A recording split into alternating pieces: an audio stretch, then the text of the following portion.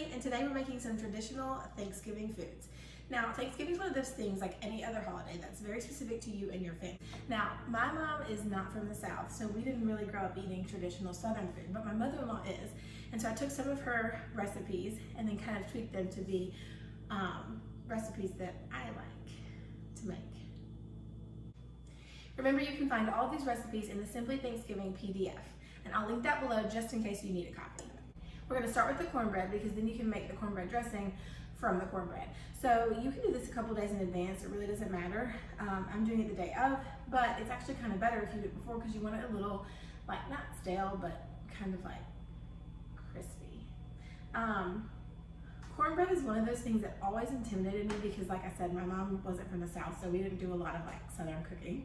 So I kind of thought it would be really complicated. It's super easy, but you want to make sure you have a cast iron skillet because it kind of gives you that crispy bottom. If you don't have buttermilk or you don't buy buttermilk often, which I don't, so I don't usually buy it even for the holidays, I'll just do a cup of milk and a tablespoon of some type of acid, whether that's vinegar or lemon juice. I usually do vinegar. This is 2 cups of milk because I'm making 2 recipes of the cornbread for the dressing. So I'm gonna do 2 tablespoons of vinegar and then let it stir and sit until it kind of starts to curdle like buttermilk would. I start by mixing the buttermilk so that it can kind of sit and curdle for a little longer while I make the other ingredients. Now I am going to go ahead and put some vegetable oil in the bottom of my cast iron skillet. It is an old one, so it's pretty seasoned and it's pretty non-stick, but I like to give that extra layer because I really just don't want to fool with cleaning it out if it gets really, if anything gets stuck on. So prepare your cast iron skillet and then we can set it to the side. Next up, I've got all my ingredients. Remember, I'm making 2 servings of this cornbread because I want to make a lot of cornbread dressing. I actually always love to make extra and put it in like a resealable container or one of those aluminum. You can always reheat it later for leftovers or honestly save it for Christmas because it's only a month later and things freeze really well. So for now, I have 3 cups of cornmeal, and you can use any kind of cornmeal. You can use white or yellow, but you do want to use self-rising, and that's just to kind of give it some fluff. Just want to give it some fluff. I have my 2 cups of buttermilk sitting here, and again, this is just milk and acid, so vinegar this time. I've got salt. I'm going to use a pinch of salt, and then I'm going to use 1 cup of vegetable oil. I haven't found a great replacement for vegetable oil yet. I don't mind using it around the holidays especially. I'm going to use 2 eggs, and then I'm going to cut 1 large onion. Now if I were only making 1 of these, I would do a small onion, but I'm making 2. So I'm going to cut the 1 large onion. I'm going to dice it pretty small. I actually don't like to have chunks of onion in anything. I just want it to kind of be there for flavor, so I'm going to cut it really small. And I'm not a chef, so it's just gonna be okay. It's just gonna be sort of pretty, sort of not, it's fine. But I did read a Julia Child cookbook that told me how to do it. So you're gonna slice the onion, peel off the outer skin. Oh, did I tell you to preheat the oven to 425? You should preheat the oven to 425.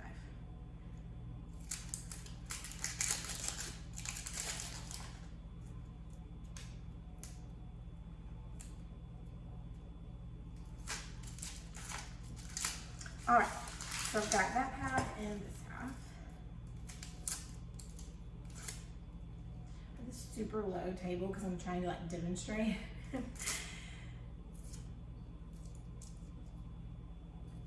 This is a great time to say, I have done this in a very small kitchen with 0 counter space before. Not 0, but you know what I mean, very small counter space. I have a bigger kitchen now, so it's totally doable in a small or big kitchen. And so I don't want that to discourage you. Like, don't let the size of your kitchen discourage you from cooking in it. I don't know if you've seen it before. Allison Roman on YouTube, she has an entire Thanksgiving video where she makes all Thanksgiving in her tiny New York City apartment. And it encouraged me to make Thanksgiving in my kitchen because she did it in her small kitchen. And at the time, my kitchen was also very tiny. So, let it be known, it can be done. You've cut the onion in half, right? And then we've cut it in half again, so we've quartered it. And now we're gonna hold the end and we're just gonna make slits along the onion like this. And again, I'm not a chef, I'm just trying to help you out so you can make Thanksgiving at home. So don't come at me with my knife skills, they are not that great.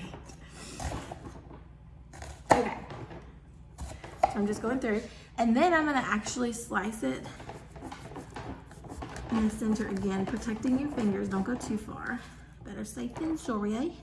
And then we're just gonna come down. And you see how you get these little fine dices? It's great.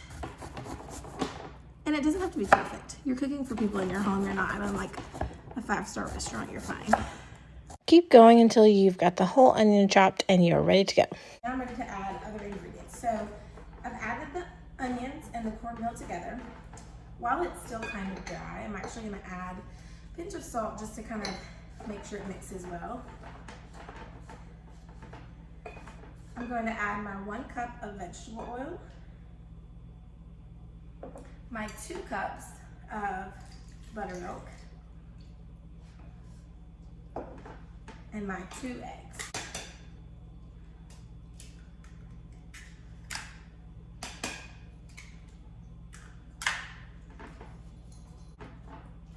And then I'm just going to keep stirring. Can you hear my table? I really got to get an island in here. Any suggestions of where I could get a nice kitchen island?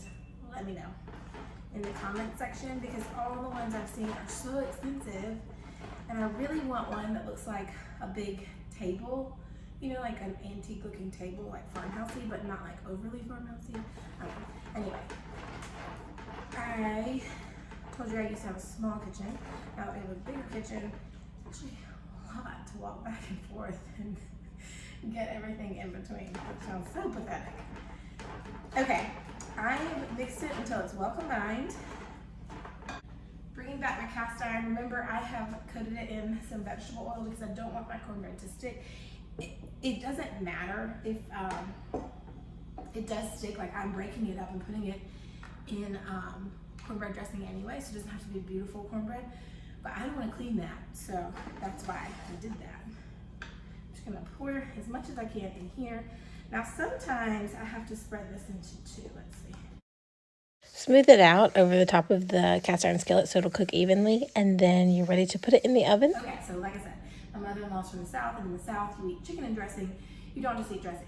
This actually never really made sense to me because normally on a holiday you have like turkey and ham, so why does there have to be meat in the dressing? So even though it never made sense to me, I love it and I think it's delicious. And so that's what we still do. And so I am gonna take 2 chicken breasts and I'm just gonna boil them so that I can easily shred them and put them into the dressing. I should have done this the night before. If I was cooking for like a huge Thanksgiving meal for a bunch of people, I would totally do this in the crock pot the night before, so it's one less thing for you to do. It's also something you can do a couple of days in advance because chicken refrigerates fine. So you could put it in the crock pot when you head off to work, if you're not off work the whole week before Thanksgiving, like a lot of people aren't. Put it in the crock pot, let it go. All you need is to be able to shred the chicken. The cat's waiting, she's hungry. Okay, also, I don't know, I'm gonna take 1 chicken breast and watching someone put chicken in, it's not like great quality video. I get my chicken from like Costco, and I'll just like separate the packages out into Ziploc baggies and put a breast in each Ziploc baggie so I can freeze it because I don't like to go to the grocery store every single day. Now I do want my chicken to have a little bit of flavor, and let's be honest, plain chicken breasts just really don't. So I'm gonna put a little bit of salt and pepper in it just to kind of help during the cooking process. You don't have to, you know, you do you. But I'm just gonna boil this on the stove. I'm gonna put the chicken on high and I'm gonna cover it and bring it to a boil. It usually takes about 20 to 30 minutes to be totally finished. We'll just kind of watch it and see. I've also done this in a pressure cooker, super easy. But we moved and my pressure cooker was really old, so I need a new. We have our cornbread baking in the oven and we have our chicken boiling on the stove top. And so in the meantime, we're gonna finish up the rest of the dressing recipe so that when our cornbread and chicken are finished, we can just mix it all together and then bake it. So we're gonna do another onion. If you love onion, you can do a large onion here. I'm gonna do like a smaller medium onion because I think there's a lot in the cornbread. I'm gonna do celery. I'm gonna chop up 4 ribs of celery, and I'm gonna do the leaves and everything because my mom would be mad at me if I wasted something. A tablespoon of butter, and I have this chicken broth. Now I am gonna use the chicken broth that I have from the actual chicken that's boiling, but just in case you need more, because you need about 6 to 8 cups, then I'm gonna also use backup chicken broth. I have celery seed. I'm gonna use about a teaspoon. I don't love celery seeds, so I don't put a lot in there. To me, it's really strong. If you really love it, you can put more. I do love sage, and so I put a lot of sage in there. So let's get started. Just when you thought the fun was almost over, you get to chop another onion. And so you're going to put this one actually in the cornbread dressing. You also want to chop celery, and you're going to saute these together in butter on a skillet. And they don't have to be perfect because they're going to go in the cornbread dressing. So don't worry too much about it. In about 30 minutes, and my chicken is almost done, but my cornbread is done, and I have prepped the vegetables, and we're ready to get the cornbread out of the oven.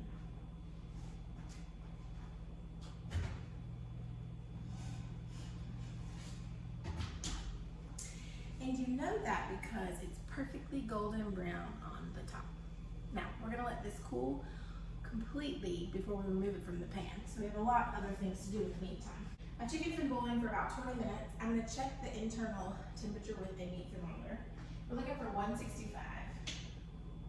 If the water starts to get low in your chicken, you wanna make sure you add more because you don't want it to run out of water. While we wait for the chicken to finish, we're going to go ahead and melt some butter in a skillet on the stovetop, probably a medium to low heat, and just let it kind of slowly melt. And then once it's fully melted, you're going to go ahead and add your celery and your onions and saute them until they're translucent for about 5 minutes or so. You can turn up the heat to medium to high if you want, but just watch it pretty closely.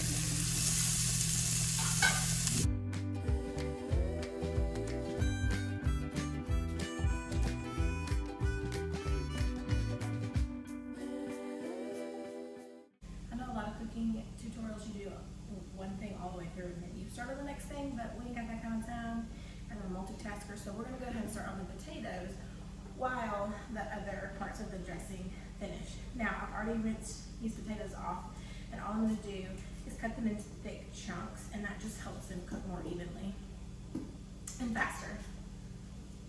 So I've got 6 large russet potatoes. You can use russet, you can use Yukon Gold, whatever, but you're making mashed potatoes, so maybe don't use like little bitty baked potatoes. So I didn't used to do this. I used to just boil whole potatoes, and again, my mother-in-law cuts them, and so they'll boil faster. So that's what I do now because it does work. It's faster. There you go. Chunks of potatoes. I'm going to fill this with water just to cover it. We can remove our celery from the heat.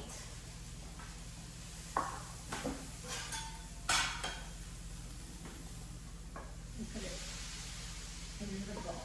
Now this is just where we're going to mix our dressing together. So I already have that eye on, so I'm going to put my potatoes in there now. We're just going to put the potatoes on high and bring them to a boil. Now back to checking the chicken for 165, and it looks like it's done. Once the chicken cools a little bit, take it over to a stand mixer if you have one. This is the easiest way to shred chicken. You can do it with 2 forks and just pull it apart if you don't have a stand mixer, or a hand blender. That's totally fine too.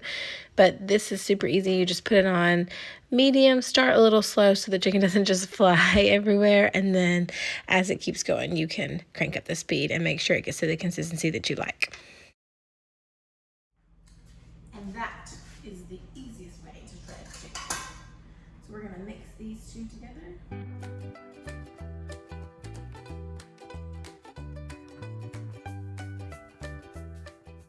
Okay, we're going to take our cornbread and we're crumbling it up, and we're going to put it in this bowl with the chicken. I need a bigger bowl, I think. Yeah, okay, I'm going to need a bigger bowl, so we're going to use this stock pot instead of this glass bowl.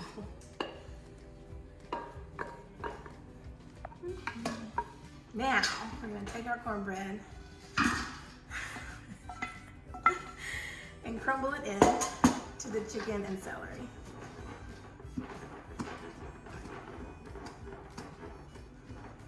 How's it look? Mm-hmm. So I had exactly 2 cups of chicken broth left over from the chicken, so I'm gonna add that in.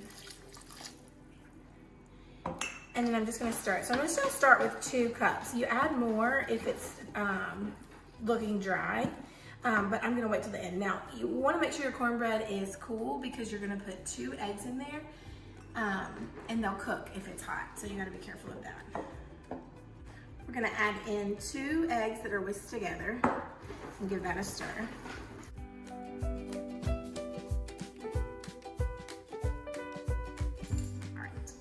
I'm gonna do 1 teaspoon of celery seed. And then I'm gonna do 2 tablespoons of sage. I really like sage a lot, especially at Thanksgiving. I feel like that's a Thanksgiving condiment. But if you like less, you can definitely start with 1 tablespoon and go from there.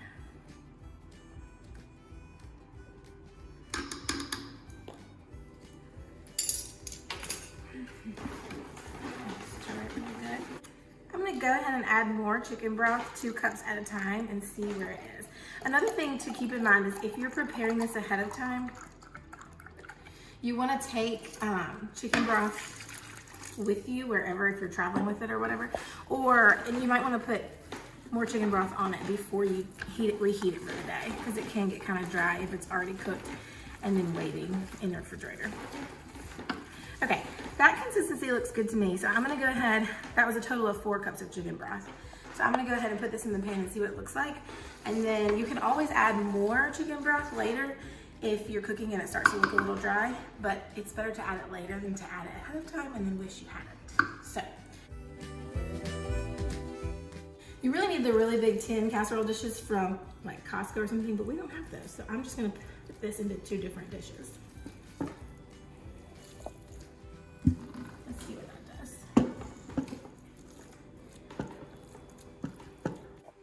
So this was enough for 2 of these casserole dishes, so I'm gonna go ahead and bake them, and then I'm gonna freeze one that we can then eat in another month. Sounds great. So if you remember, we did $4.25 for cornbread, and now I'm gonna turn it down to $3.50 for the cornbread dressing. I'm gonna bake these at $350 for about 40 minutes until they look kind of golden brown on top.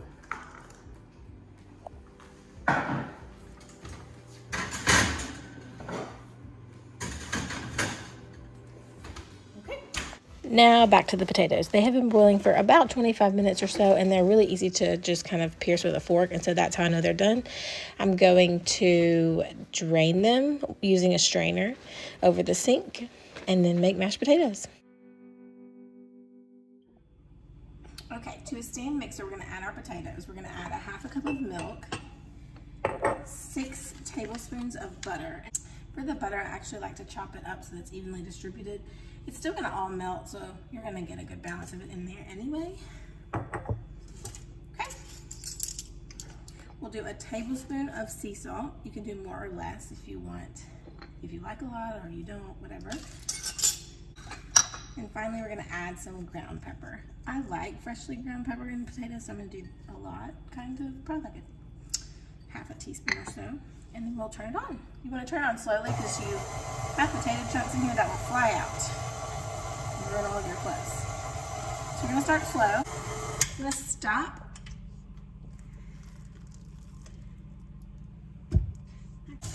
And then same thing, you can kind of start to see it gathering on the sides, so I'm gonna stop it, scrape it down the sides again, or else you're gonna have the middle that's super creamy and then the outside's still gonna be a little chunky. So I want to make sure it all gets mixed in really well.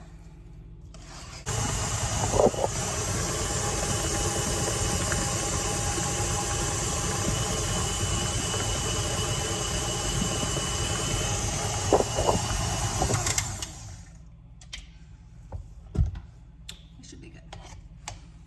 And you kind of can get it to the texture that you want. Like again, I don't want that huge. If I notice a huge, you can kind of get it to the texture that you want and that your family prefers. Everyone is a little particular about their mashed potatoes, right? So okay.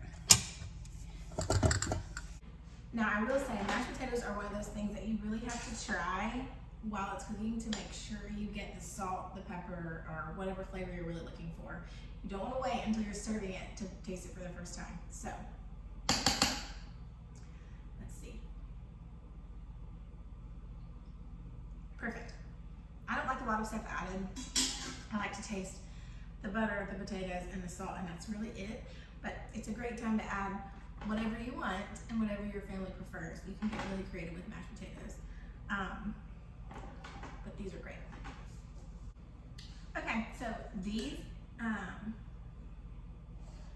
great, and I'm gonna just take them from the mixing bowl and put them in the serving bowl. And I'm gonna leave them out. If you are making these ahead of time, you can put them in the refrigerator for a couple of days. You can also, they also freeze well. I know that I'm weird, but I freeze everything. And so if you have to make something ahead of time, like super ahead of time, they do freeze well. Now, we are actually gonna eat these probably this week. So I'm just putting them in the bowl. If you're making it for a little bit later on and you need to reheat it, I just leave them out on the counter for a little while, and then about 10 to 15 minutes before it's time to eat, I'll put everything back in the oven just to kind of heat back up.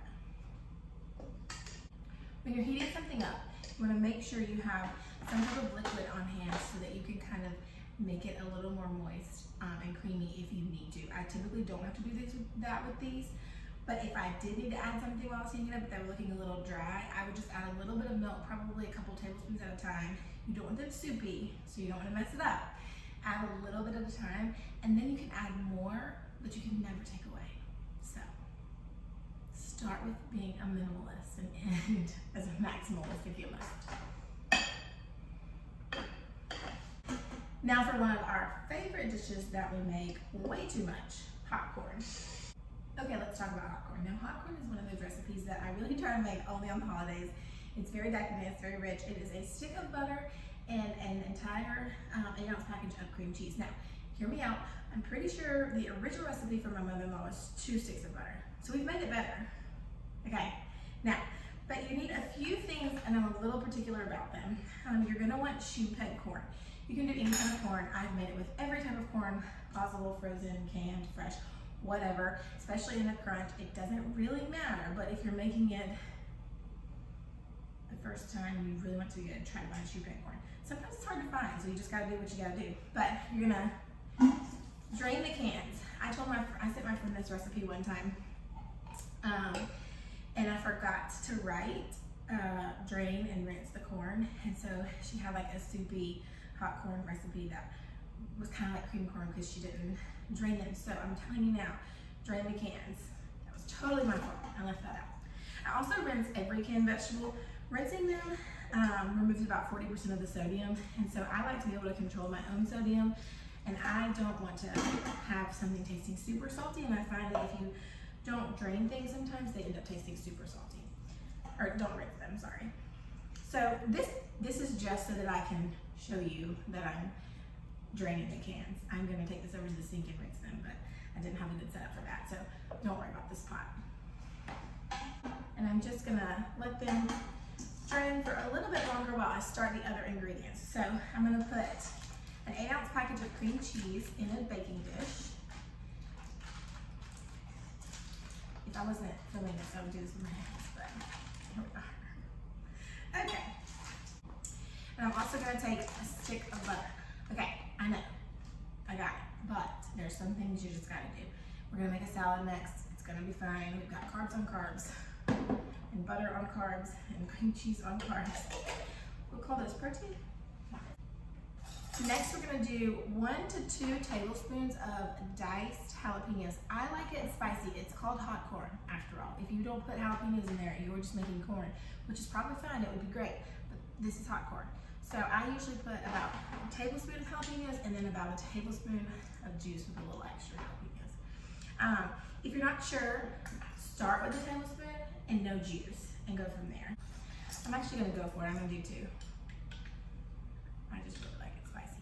This makes such a good game day dip as well. So if you make this, and it's a great Thanksgiving side, a great holiday side, but if you make it and you like it, you can dip tortilla chips in it for a game day dip, and it is really good. I mean, I just keep using pans that are way too small, so we're gonna have to, I don't know what I'm thinking. I don't know what I'm thinking. But that pan, this is far too small. So we're gonna move into this guy. All right, I'm gonna pour my 4 cans of corn over top.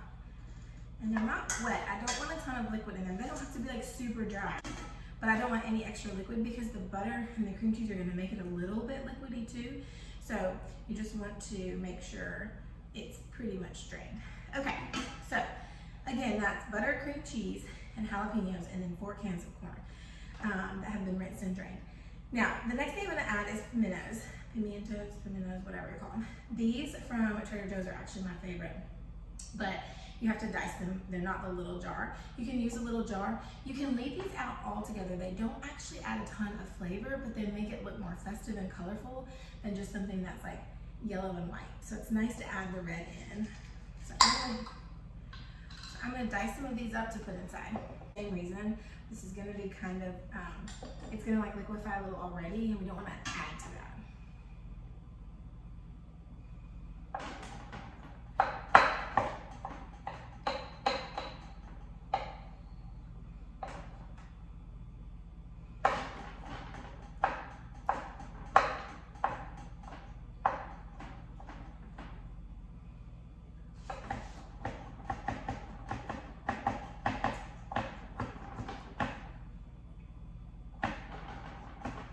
Now you do want to dice these pretty small because you don't want them, they're not really there for the flavor, they're really just there for kind of color.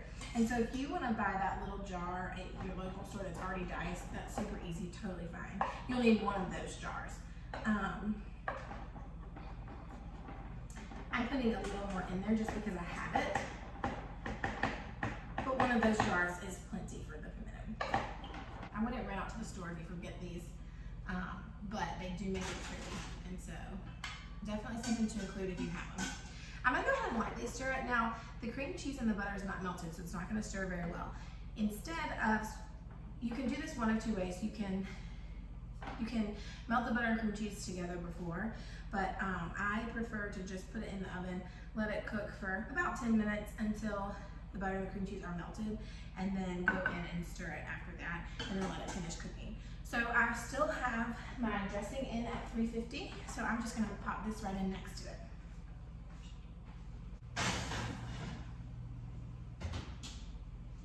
It's fine on the bottom rack because I'm gonna stir it after 10 minutes, and then my dressing will also probably be done in 10 minutes, so we're good there. All right, I feel like we should make a salad. I mean, we've had mashed potatoes, hot corn, and cornbread dressing, and while those are all wonderful things, you just might want something a little bit lighter too. So I've got some spring mix here, I've got some beets, and I've got some mandarin oranges, which are great in the winter. I've got goat cheese, and I'm gonna do some walnuts. So first, I'm gonna take these beets, and I'm not a huge beet fan actually, so I'm just gonna cut them up. I've got 4 beets. And I'm not a huge beet fan, but I did recently have roasted beets, and they were so good. So that's what I'm gonna do. They go great with goat cheese. I wouldn't pair this with a different kind of cheese. Beets really need that like creaminess of goat cheese to be delicious. I've got a baking sheet here with parchment paper on it, and then I've quartered my beets, and I am just going to spread them into one even layer. Now I'm going to drizzle olive oil over them, and I'm going to roast them in the oven while the hot corn is finishing up.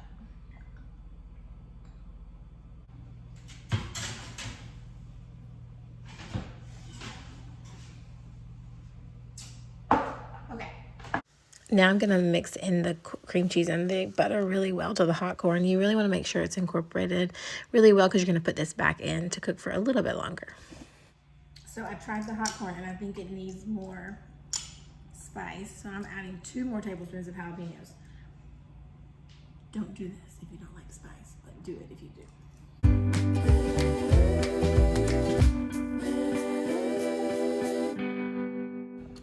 After about an hour, my dressing looks like that, and I really want it to be a little bit more brown, so I'm gonna wait a few more minutes. I'm gonna add spinach and spring mix to a bowl. I like the kind that's already washed so that I know that it's really dry. Okay, I've got 5 mandarin oranges that I've peeled and pulled apart. I'm waiting on my beets to finish roasting, and I'm gonna add walnuts. About 1/4 of a cup. 1/2 cup if you're making a big salad. And then we're gonna do about 5 ounces of goat cheese.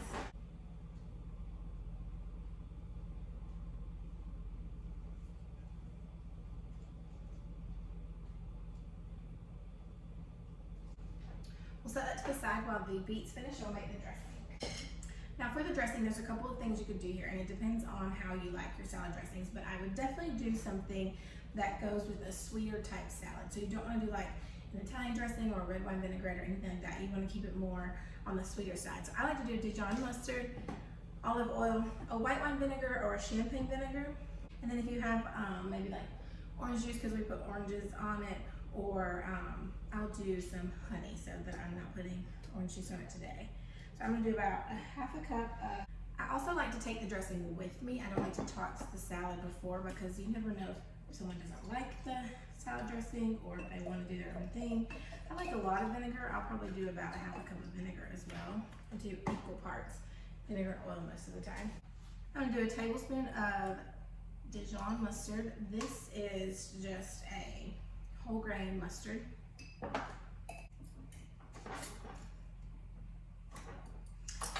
And then about a tablespoon of honey as well. Maybe 2. A pinch of salt, tiny pinch of pepper, and shake it all up. Always taste your salad dressing too, just to make sure it is the right balance of sweet and tart for your guests. That's good. Very good.